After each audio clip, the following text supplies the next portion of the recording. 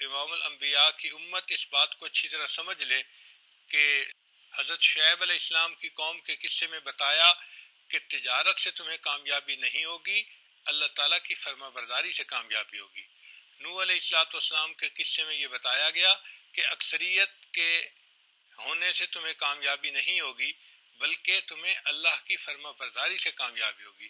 صالح علیہ السلام کی قوم کے قصے میں سبق یہ دیا گیا کہ عمارات کے اونچا اونچا بنانے سے کامیابی نہیں ہوگی بلکہ اللہ تعالیٰ کی فرما برداری سے کامیاب ہوگی۔ یوسف علیہ السلام کی قصے میں بتایا گیا کہ خزانہ ملنے سے، وزارت ملنے سے تمہیں کامیابی نہیں ہوگی بلکہ اللہ کی فرما برداری سے کامیابی ہوگی۔ موسیٰ علیہ السلام کے قصے میں بتایا گیا کہ فرعون کی بادشاہی سے کچھ نہ بنا، اسی طرح دنیا کے اسباب سے کچھ نہیں بنے گا بلکہ اللہ کی فرما برداری سے ملے گا۔ تو معلوم ہوا کہ قرآن مجید کے یہ سارے قصے ہمیں سبق دے رہے ہیں کہ اسباب سے اس طرح نفی کرو جس طرح پہلے زمانے میں بتوں کی نفی کی جاتی تھی۔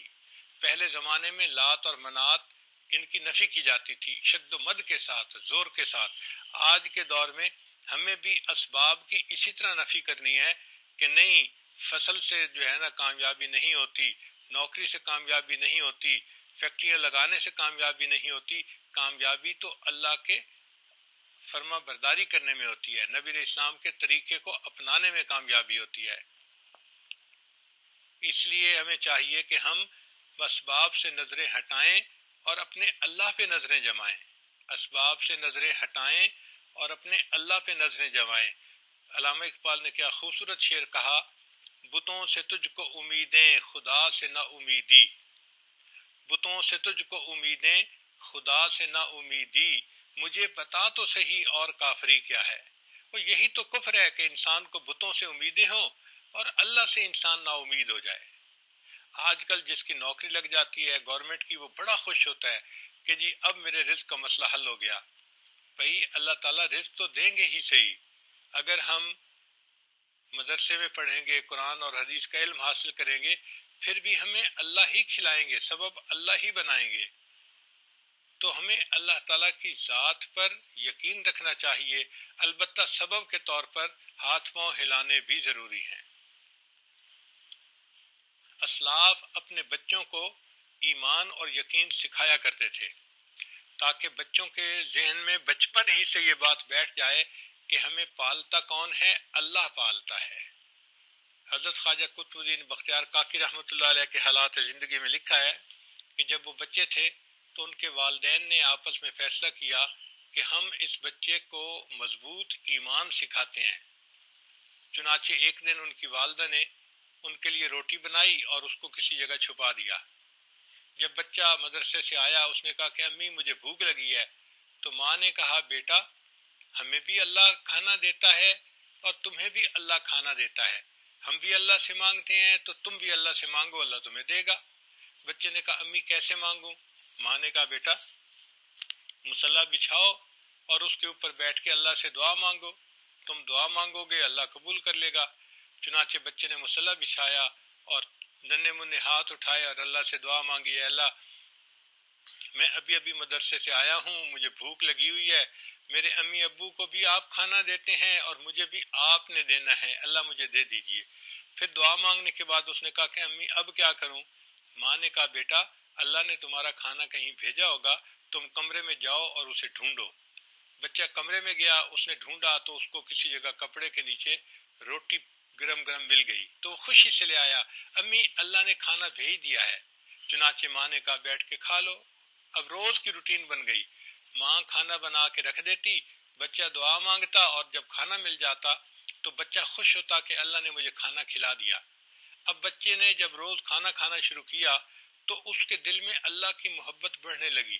چنانچہ وہ کبھی پوچھتا امی اللہ مجھے جس طرح کھانا دیتے ہیں آپ کو دیتے ہیں، ساری دنیا کے انسانوں کو اللہ کھانا دیتے ہیں؟ ماں کہتی ہاں۔ تو وہ حیران ہوتا، اچھا اللہ اتنے بڑے ہیں کہ سب کو کھانا دیتے ہیں؟ وہ کہتی ہاں۔ اچھا جانوروں کو بھی کھانا اللہ دیتے ہیں؟ ہاں اللہ دیتے ہیں۔ تو بچے کے دل میں اللہ کی عظمت بڑھتی، محبت بڑھتی، اور بچہ پوچھتا اچھا اللہ کہاں پہ ہیں، اللہ خوش ہیں ناراض ہیں؟ تو جب بچہ کویسچن کرتا تو ماں خوش ہوتی کہ میرے بیٹے کے دل میں جو ہے اللہ تعالیٰ کی محبت بڑھتی جا رہی ہے، عظمت بڑھتی جا رہی ہے، اللہ کا تعلق جڑ رہا ہے۔ چنانچہ ایک دن اللہ کی شان دیکھیں کہ رشتہ داروں میں کوئی فنکشن تھا اور ماں کو وہاں جانا پڑ گیا۔ ایسی مصروف ہوئی کہ اس کو یہ خیال ہی نہ رہا کہ مجھے اپنے بچے کے لیے کھانا بنا کے رکھنا ہے۔ جب اس نے وقت دیکھا تو دیر ہو چکی تھی، بچے کے مدرسے سے آنے کا وقت ہو چکا تھا، تو ماں بڑی پریشان ہوئی، اسی وقت نکلی اپنے گھر واپس آنے کے لیے۔ اب راستے میں تیز تیز چل بھی رہی ہے اور اللہ سے دعا بھی مانگ رہی ہے، اے اللہ میں نے اپنے بچے کا یقین بنانے کے لیے ایک ہیلہ اختیار کیا تھا، اللہ آج میرا بیٹا اگر دعا مانگے گا اور اس کو کھانا نہیں ملے گا تو اس کا یقین کہیں ٹوٹ نہ جائے، اللہ غلطی تو میری ہے، مجھے معاف کر دینا اور میرے بیٹے کے یقین کو نہ ٹوٹنے دینا۔ خیر بچی جب ماں گھر آئی تو اس نے دیکھا کہ اس کا بیٹا بستر کے اوپر آرام کی نیند، میٹھی نیند سویا ہوا تھا۔ ماں نے جلدی سے روٹی بنا لی اور روٹی بنا کے آئی اور اپنے بیٹے کا رخسار کا بوسہ لیا اور اسے جگا کے کہا، بیٹا تجھے تو بڑی بھوک لگی ہوگی، تو آ کے سو گیا؟ تو بچہ اٹھ کے بیٹھ گیا، حشاش بشاش تھا، کہنے لگا امی نہیں مجھے بھوک نہیں لگی ہوئی۔ تو ماں نے پوچھا بیٹا کیوں نہیں لگی ہوئی؟ امی میں جب مدرسے سے آیا تو میں نے مصلی بچھا کے اللہ سے دعا مانگی، پھر میں کمرے میں گیا تو مجھے ایک جگہ روٹی پڑی ہوئی مل گئی، امی روٹی کھائی، لیکن جو مزہ مجھے آج کی روٹی میں آیا امی وہ مزہ مجھے پہلے کبھی نہیں آیا۔ تو ماں نے اللہ کا شکر ادا کیا کہ اللہ آپ نے میرے بچے کے یقین کو سنبھال لیا، اس کو ٹوٹنے نہیں دیا۔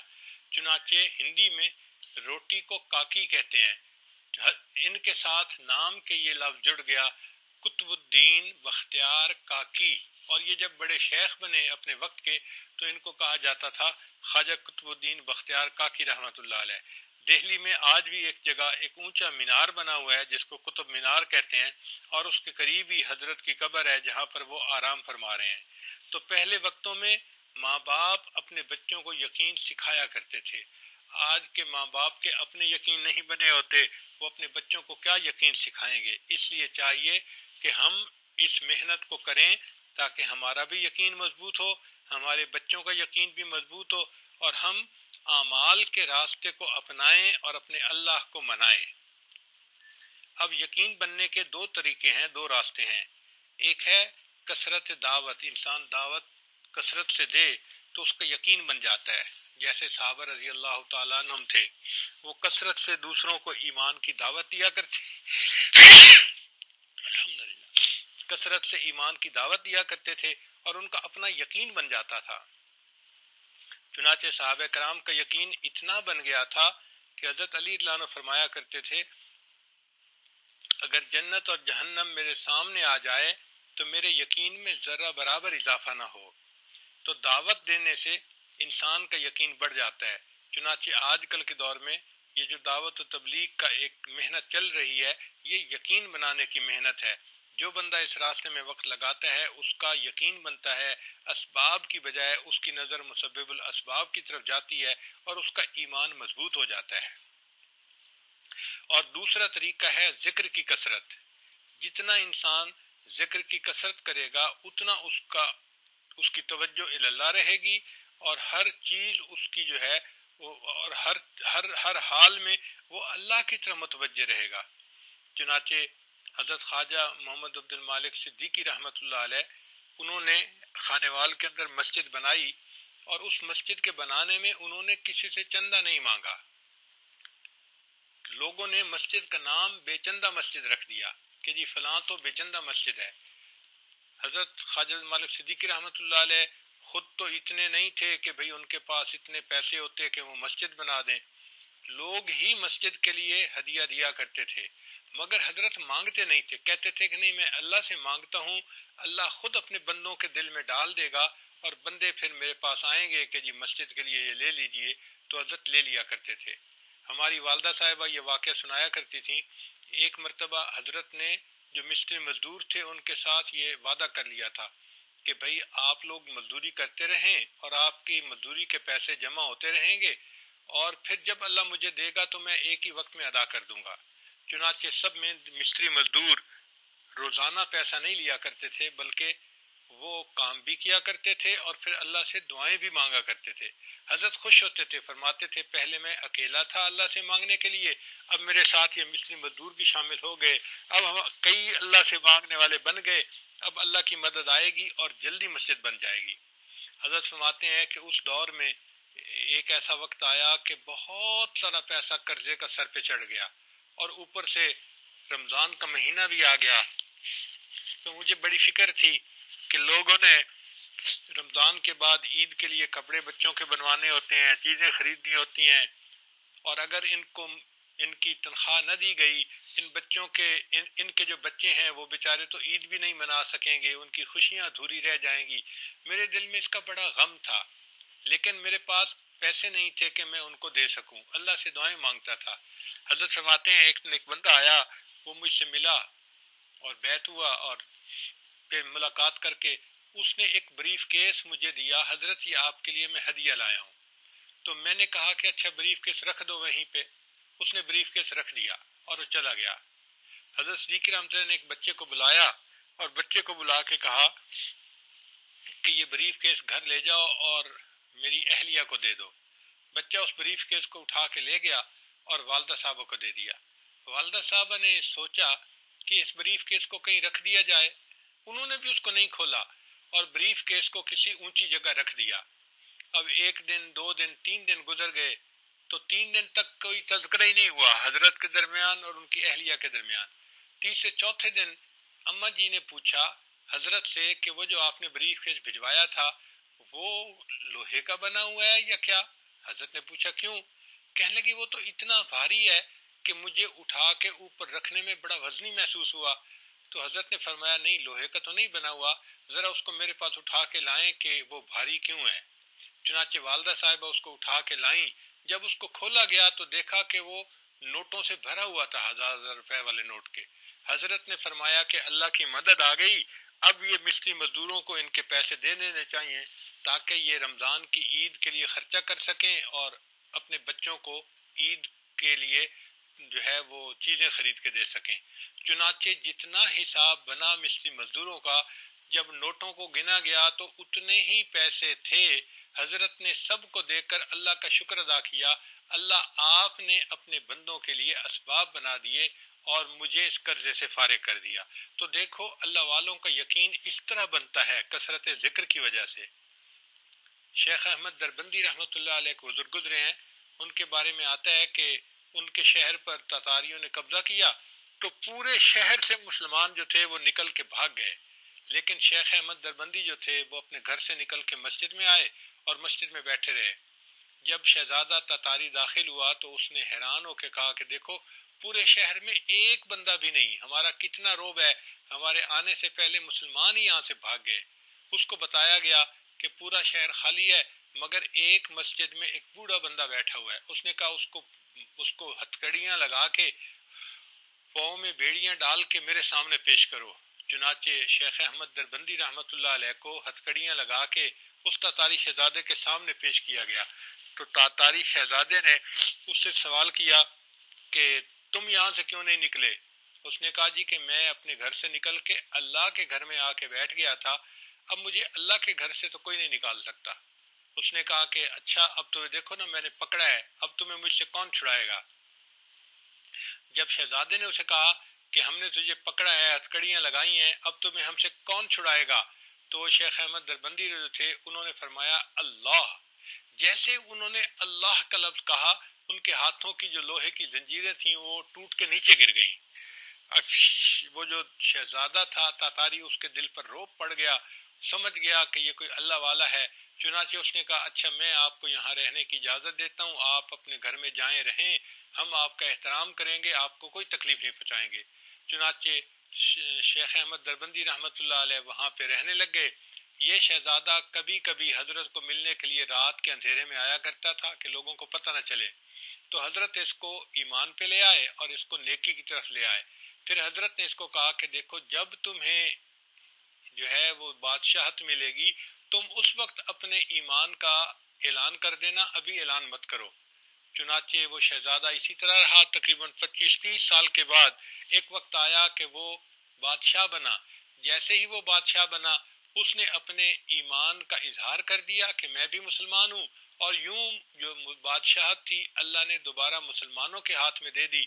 یہ بادشاہت، یہ تخت و تاج لڑائی سے نہیں ملا، یہ جنگ سے نہیں ملا، بلکہ اللہ نے ایک اللہ والے کے ذریعے سے دوبارہ یہ جو ہے ایمان والوں کو واپس عطا فرما دی بادشاہت بھی۔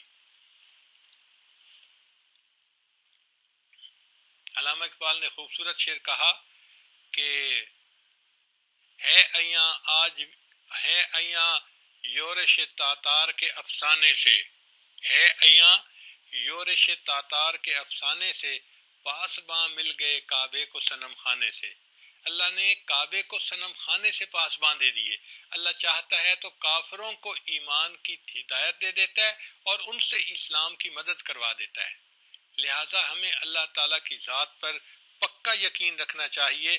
ہمارے پاس یہ بڑی نعمت ہے جس کو ہم ایمان کہتے ہیں، اور ہمیں چاہیے کہ ہم کثرت ذکر کریں تاکہ ہمارے دل میں بھی اللہ کی ذات پہ پورا یقین آ جائے، ہمارا ایمان مضبوط ہو جائے۔ رابعہ بصریہ اللہ کی نیک بندی، ان کا واقعہ بھی ذرا توجہ کے ساتھ سن لیجئے کہ ایک مرتبہ ان کے ہاں کچھ مہمان آ گئے۔ شام کا وقت ہو گیا، گھر میں کچھ کھانے کی چیز بھی نہیں تھی۔ چنانچہ مغرب کے بعد ایک آدمی نے دروازہ کھٹکھٹایا۔ رابعہ بصریہ نے اپنی خادمہ سے کہا کہ دیکھو کون ہے۔ اس نے کہا کہ ایک بندہ ہے جو روٹیاں لایا ہے۔ رابعہ نے کہا کہ اچھا روٹیاں گنو کتنی ہیں؟ اس نے کہا جی 9 روٹیاں ہیں۔ اس نے کہا اچھا یہ روٹیاں میری نہیں ہیں، کسی اور کی ہیں، اس بندے کو کہو کہ چلا جائے۔ وہ بندہ واپس چلا گیا۔ اب عشاء کا وقت ہو گیا اور کھانے کا وقت تھا۔ خادمہ پریشان تھی کہ بھئی کھانا آئے تو ہم مہمانوں کو کھلائیں تاکہ مہمان کھانا کھا کے تو آرام کریں، مگر گھر میں کچھ تھا ہی نہیں، پریشانی تھی۔ کچھ دیر کے بعد دوبارہ دروازہ کھٹکھٹایا گیا۔ پوچھا کون؟ کہ جی کوئی کھانا لایا ہے۔ دیکھو کتنی روٹیاں ہیں؟ اس نے کہا جی 9 روٹیاں ہیں۔ کہنے لگی نہیں میری نہیں ہے، اس کو کوئی یہ چلا جائے۔ چلا گیا۔ اب دیر ہو گئی، اب آدھی رات کا وقت ہو گیا اور مہمانوں کو نیند بھی ستا رہی تھی لیکن کھانا بھی نہیں کھلایا گیا تھا، تو خادمہ بھی پریشان تھی۔ اتنے میں اللہ کی شان کے تیسری مرتبہ دروازہ کھٹکھٹایا گیا۔ راویہ نے کہا دیکھو کون ہے؟ اس نے کہا جی کوئی کھانا لایا ہے۔ کہنے لگی اچھا تم دیکھو کہ روٹیاں کتنی ہیں؟ اس نے کہا جی 9 ہیں۔ اس نے کہا نہیں اس کو کہہ دو کہ یہ ہماری نہیں ہے، چلا جائے یہاں سے۔ تو خادمہ کہنے لگی کہ آپ 2 دفعہ پہلے واپس کر چکی ہیں اور 30 دفعہ اب کر چکی ہیں، اب آدھی رات کے بعد کون کھانا لائے گا؟ مہمانوں کو کھانا کھلانا تو ہے۔ تو وہ کہنے لگی اس لیے کہ روٹیاں 9 ہیں۔ تو خادمہ نے کہا 9 ہے تو مسئلہ کیا ہے؟ اس نے کہا کہ میں نے آج دن میں ایک فقیر میرے پاس آیا اور اس نے روٹی کا سوال کیا، تو میرے پاس ایک روٹی تھی جو میں نے اس فقیر کو دے دی تھی اللہ کے راستے میں، وہ فقیر چلا گیا تھا۔ اب اللہ کا وعدہ ہے من جاء بالحسنۃ فلہ عشر امثالھا، جو ایک لائے گا نیکی میں 10 کا ثواب دوں گا۔ تو میں نے ایک روٹی اللہ کے راستے میں دی تھی، اب اللہ تعالی نے مجھے اس کے بدلے میں 10 دینی ہے، تو مجھے تو 10 روٹیاں ملنی چاہیے، یہ 9 روٹیاں کیوں ہیں؟ اس لیے میں واپس کر رہی ہوں۔ جب اس نے کہا کہ یہ 9 روٹیاں کیوں ہیں میں اس لیے واپس کر رہی ہوں، تو خادمہ نے ہاتھ جوڑ دیے، کہنے لگی جی 10 روٹیاں ہی تھیں، ایک میں نے اپنے لیے الگ کر لی تھی، اس لیے میں آپ کو 9 بتا رہی تھی، ورنہ ٹوٹل 10 روٹیاں ہی تھیں۔ تو دیکھو رابعہ بصریہ گھر میں بیٹھی ہوئی ہے لیکن اللہ کا ذکر کثرت سے کر رہی ہے، اور اس کا ایمان اتنا مضبوط ہو گیا کہ اس کو یقین تھا کہ مجھے ایک کے بدلے میں 10 ملیں گی، اور اللہ نے 10 عطا فرما دیے۔ کتابوں میں لکھا ہے کہ بہلول دانا رحمۃ اللہ علیہ ایک بزرگ تھے، ایک مرتبہ دریا کے کنارے بیٹھے ہوئے چھوٹے چھوٹے گھر بنا رہے تھے ریت کے۔ ہارون رشید نے پوچھا بہلول کیا کر رہے ہو؟ بہلول نے کہا گھر بنا رہا ہوں۔ کیوں؟ کہ جو خریدے گا میں اس کے لیے دعا کروں گا کہ اللہ تعالیٰ اس کے بدلے اس کو جنت میں گھر عطا فرما دے۔